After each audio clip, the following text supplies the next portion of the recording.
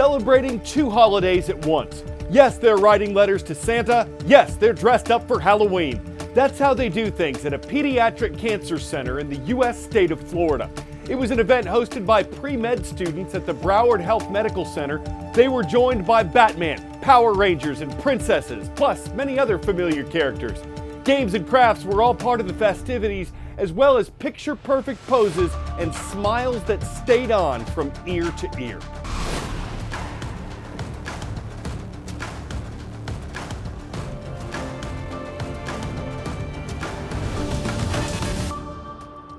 This is The World from A to Z with Carl Azuz. Welcome to the show. The National Center for Health Statistics, an agency of the U.S. government, has just released new info about the amount of time American teenagers spend in front of screens. For more than half of them, it's substantial. 4 hours or more every day, according to a survey conducted between 2021 and 2023, and including people ages 12 to 17.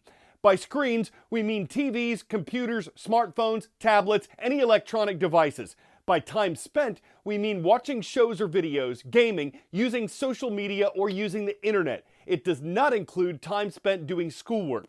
The findings weren't the same across all groups. Some races reported using screens longer than others, and teens in metropolitan areas indicated they were getting more screen time than people living outside cities.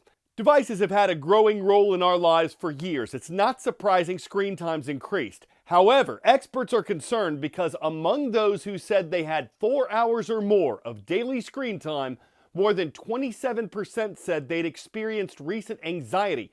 Less than half that, 12.3%, said they'd had anxiety after spending fewer than 4 hours on screens. There were similar findings for those reporting depression. The number for 4 or more hours of screen time was almost 26%. The figure for less than 4 hours was 9.5%. The survey adds to the growing research that suggests getting away from devices, getting more physical activity, and spending more time with others in person can improve our overall well-being. Next, continuing coverage of the upcoming U.S. election. While political analysts are keeping tabs on polls and voter turnout, economic analysts are watching consumer spending, as some Americans are waiting to see what happens politically before making big purchases. Why is that? Though polls show voters sharply divided about their presidential choice, one thing unites them. The election is top of mind for many, many consumers. Are you better off than you were 4 years ago? This question has rolled around every election since Ronald Reagan asked it of Jimmy Carter. Gallup asked it last month. 39% said they are better off. 52% said they're worse.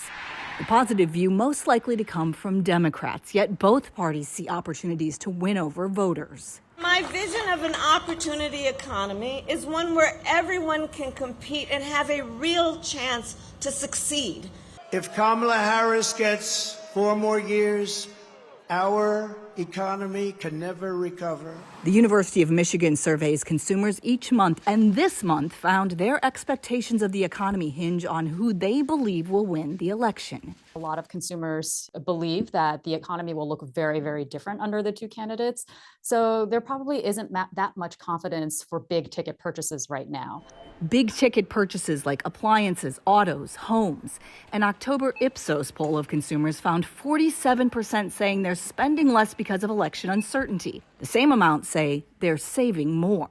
I think collectively consumers are looking for some relief in the next couple of weeks and some resolution to the uncertainty they've been facing all year. With the White House on the line, consumers say their bottom line is at stake too.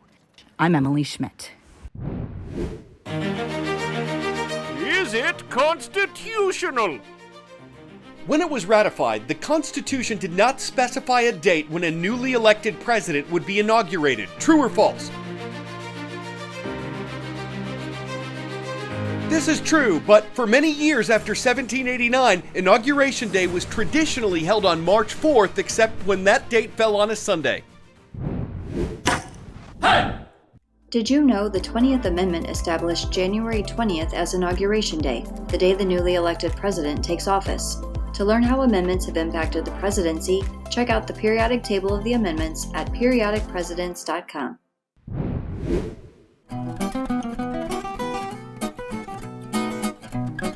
on this date in world history.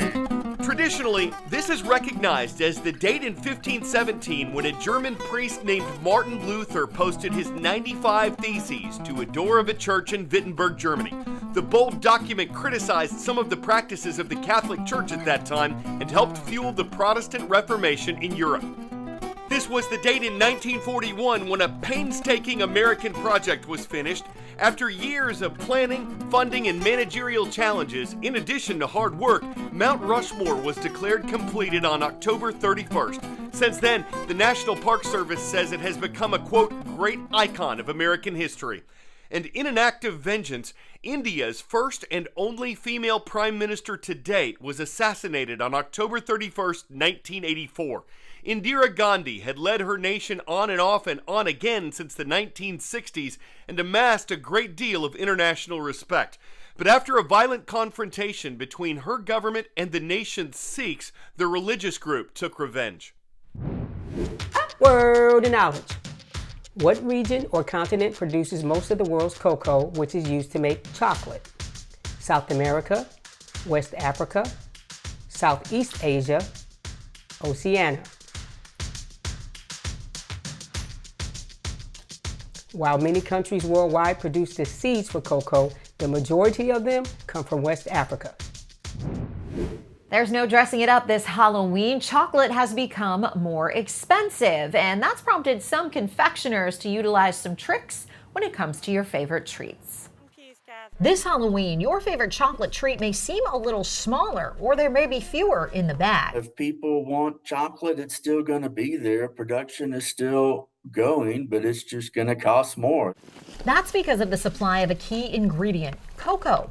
David Branch of Wells Fargo's Agri-Food Institute says recent years have brought tough growing conditions to West Africa, responsible for more than 70% of the world's cocoa supply. The major cocoa producing region of West Africa has essentially had 3 years of declining production in crops due mainly to multiple weather events that just seem to be piling on. The International Cocoa Organization projected in August that global cocoa production this season would fall by 14.2%. The supply squeeze felt by major confectioners who had also dealt with higher sugar prices before they fell back this year. We've seen sugar prices this year drop from the highs we've seen the last 2 years, so that's a positive note for this. So confectioners have been more creative this Halloween, swapping out layers of chocolate for things like wafers and nuts, combining chocolate and non-chocolate items in variety bags, and making treats a little smaller. The good news for chocolate lovers, weather conditions have improved for this year's crops, which will eventually boost supply. And when that cocoa supply does go up, chocolate prices should go down. Experts project cocoa prices will remain high at least until September 2025 before they decrease. In Washington, I'm Karen Kafa. I know I've mispronounced names and places before, but thanks to my brother-in-law, I'm confident that the largest city in Kentucky is pronounced Louisville. We're thankful to be part of your day there in Mr. Torzewski's class at the Kentucky School for the Blind. Next, we want to shout out our viewers at Truman Middle School. The Tigers are here from Albuquerque, New Mexico. The Drifters are the mascot of Colonial Beach High School, where Miss Moyer's class is watching from Colonial Beach, Virginia. To Miss Barrow's or Burrow's class, it's great to see the Huskies at Central Heights Middle School in Sun Prairie, Wisconsin.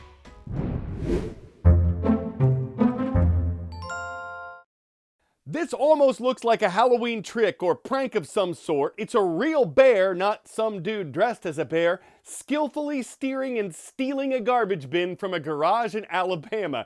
Yes, bears normally walk on all fours, but maybe this one saw humans do this before, and with none of them around at the time, it tried its own paw at prancing up to procure piquant, pungent pieces of rubbish for a midnight snack. An unintended bin was an offer it couldn't refuse, so even at the risk of being thrown out or littering, it wasted no time in discarding caution, debreezing under the garbage door, and taking out the trash so it could go pile up its own junky rubbish heap. As the saying goes, where there's a swill, there's a throwaway. I'm Carl Azuz, trashing this show with puns. Have a fun and safe Halloween, everyone, and please join us again tomorrow on The World from A to Z. You mean the world to me.